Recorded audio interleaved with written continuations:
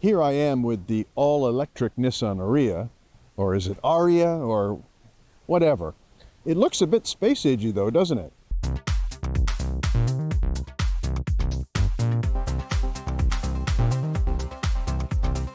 I'm going to call this rig the ARIYA because, of course, I'm a Game of Thrones fan, and ARIYA was one of my favorite characters. A real killer.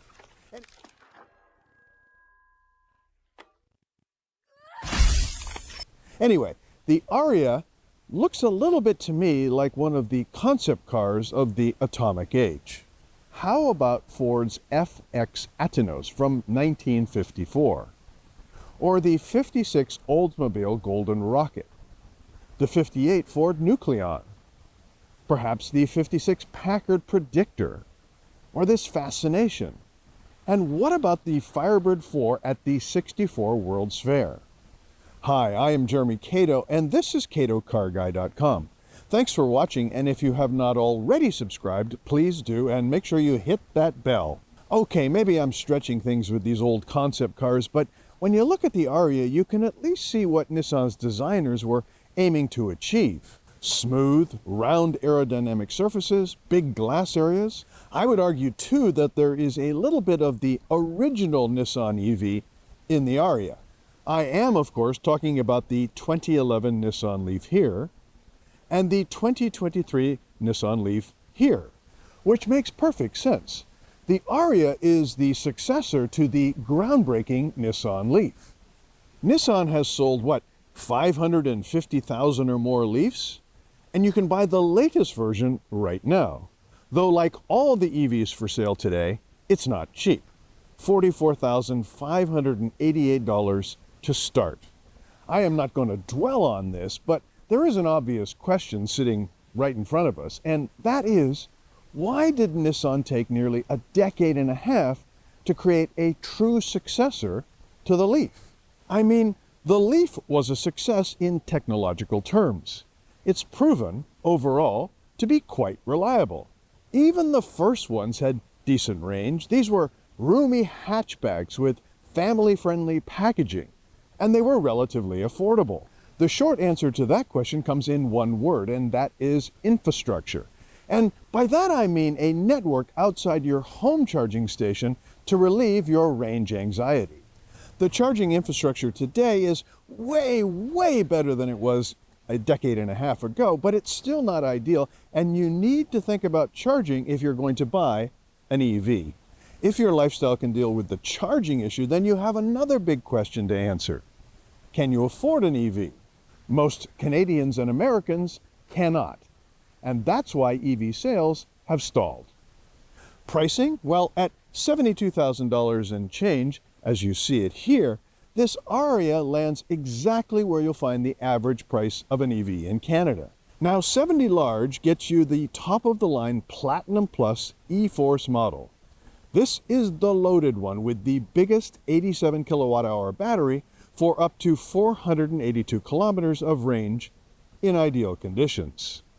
The all-wheel drive model here has twin electric motors and is charged using a standard CCS charge port.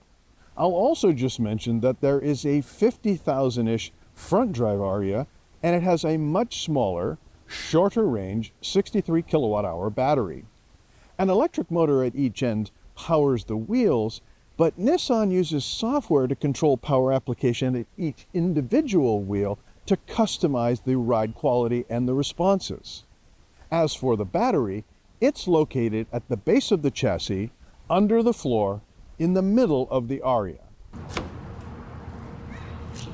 And this brings me to something I absolutely love about this car: cabin space. There is lots of cabin space and plenty of cargo room too. Just look at the legroom up front. Massive, because there isn't a transmission tunnel at all, and the climate control system doesn't take up space because it's under the hood where a traditional gasoline engine would be. These zero-gravity seats are not only slim, they're comfortable too, surprisingly comfortable. The rears? Look at all the space back here. Wow! You would think that with all this glass area, outward visibility would be maybe best in class. Forward and directly to the side visibility is terrific from the inside, but these A-pillars, these are thick and they get in the way of the driver's 45-degree angle view. That's a problem. And it took me a while to get used to these pillars. A few words about equipment. Standard is Nissan's ProPilot Assist, which is a semi-autonomous drive system. Nissan's NaviLink and ProPilot Park are standard on this model too. ProPilot Park? When activated, it takes over steering, acceleration, braking, and shifting to guide the vehicle into a parking spot.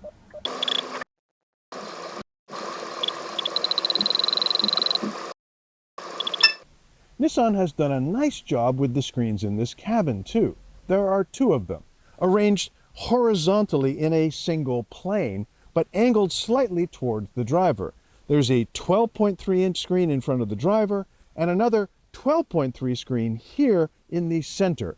And this is where the infotainment is organized, and this is where all your driver information is delivered to you. There is also a head-up display available, and it's full color.